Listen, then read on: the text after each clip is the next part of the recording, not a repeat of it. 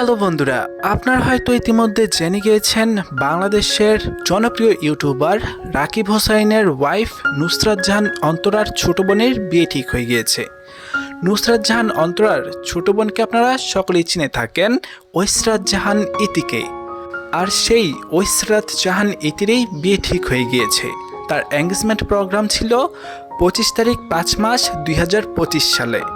আপনাদেরকে এই ভিডিওর মাধ্যমে ঐশরাত জাহান ইতির তার কিছু গোপন তথ্য, এমনকি তার বিয়ে নিয়ে, এমনকি তার হাজব্যান্ডের সম্পর্কে কিছু জানিয়ে দেব।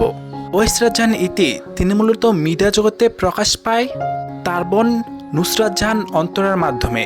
তারপর থেকেই ঐশরাত জাহান ইতিকে সকলে কম বেশি চিনে থাকেন।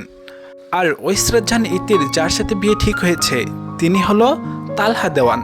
তালহা দেওয়ানের সাথে মূলত তার প্রেমের সম্পর্ক ছিল, যদিও ঐশরাত জাহান ইতি আর তালহা দেওয়ান এটাকে ভাই বোনের সম্পর্কে সকলের কাছে তুলে ধরতেন সবসময়।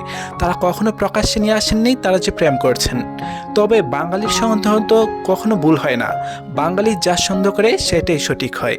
বাঙালির সন্দেহ সবাই বলতেন যে তারা অবশ্যই প্রেম করছেন, কিন্তু তারা বলছেন না।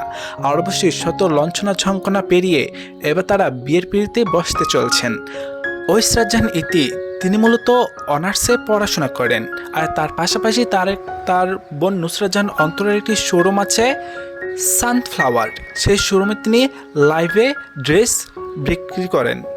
আর অপরদিকে তালহা দেওয়ান তিনিও একজন স্টুডেন্ট। তিনি বাবার ব্যবসা দেখেন, পাশাপাশি তিনি কন্টেন্ট তৈরি করেন, এমনকি তিনি অনার্স ফাইনাল ইয়ারে পড়াশোনা করেছেন। তালহা দেওয়ান আর ঐশরাত জাহান ইতি তাদের মূলত পরিচয় হয় ইনস্টাগ্রাম মাধ্যমে তাদের পরিচয় হয়, যোগাযোগ হয়। তারপরে তারা কথা বলে, এমনকি ভালো একটা ফ্রেন্ডশিপে চলে আসার পর তারা যখন বুঝতে পারছে এক একজনের কাছে এক একজনের প্রায়োরিটি অনেক ভালো, তখন তারা প্রেমের সম্পর্কে রূপ নেয় তাদের সম্পর্কটা। যদিও তালহা দেওয়ান এর আগে একটা রিলেশন করেছিলেন, তবে সেই রিলেশনটা স্কুল লাইফেই ছিল, এমনকি তখনই তাদের সম্পর্ক শেষ হয়ে যায়।